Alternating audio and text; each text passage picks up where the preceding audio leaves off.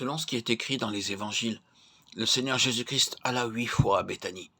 Ce faisant, il révéla le triple secret d'une vie triomphante, d'une église vivante et d'une maison heureuse.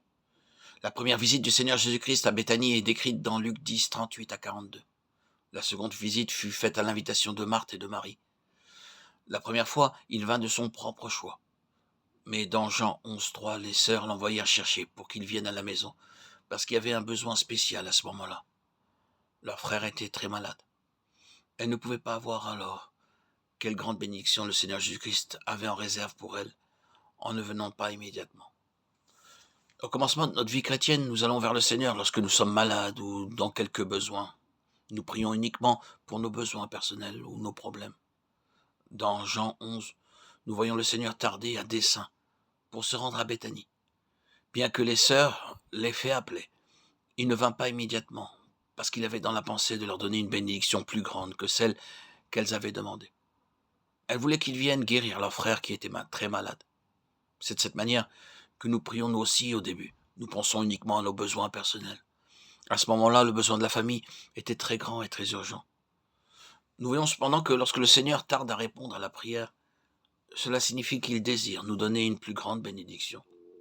Le Seigneur a ainsi à dessein tardé à y aller, de manière à ce qu'il puisse montrer à la famille et aux gens sa véritable gloire et leur donner une expérience personnelle de la puissance de la résurrection.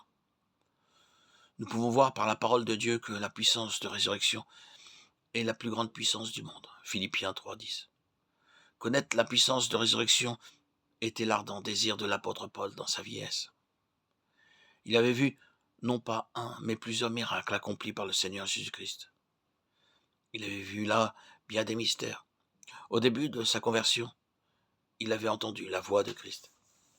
Et encore, dans Actes 18, 9, nous lisons que le Seigneur lui apparut dans une vision et lui dit clairement « Ne crains point, car je suis avec toi. » Il fut de la même manière ravi au 3e ciel. Paul ne demanda pas d'aller à nouveau au 3e ciel, bien que ce fût une grande expérience pour lui.